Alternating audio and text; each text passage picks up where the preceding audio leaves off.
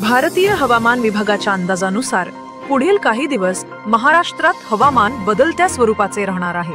सर्वप्रथम मान्सूनच्या माघारीत थोडा विलंब होण्याची शक्यता आहे, कारण बंगालच्या उपसागरात सध्या कमी दाबाचे क्षेत्र तयार झाले आहे।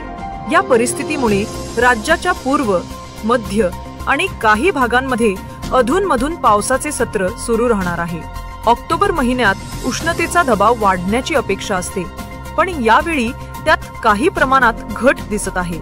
जास्तीत जास्त तापमान साधारणतः सामान्य किंवा सामान्यापेक्षा थोडं कमी राहण्याची शक्यता आहे। त्याचबरोबर काही भागात ओलावा आणि जोरदार पावसाचा प्रभाव जाणवू शकतो, ज्यामुळे हवामान अधिक अस्थिर राहू शकतं। दरम्यान मराठवाडा, विदर्भ आणि मध्य महाराष्ट्र या भागात पावसाचे प्रमाण खूप वाढले आहे।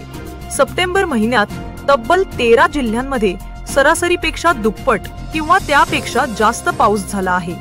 यामुळे पिकांचे नुकसान, पिण्याच्या पाण्याच्या व्यवस्थेत अडचणी आणि काही पायाभूत सुविधांवर परिणाम झाल्याची नोंद आहे। हवामान विभागाचा सल्ला असा आहे की पुढील 4 ते 7 दिवसांमध्ये लोकांनी अधिक सतर्क राहावं।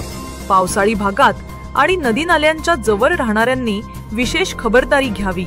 शेतकऱ्यांनी पिकांच्या देखभालीत आणि जलसाठ्याच्या व्यवस्थेत योग्य काळजी घ्यावी।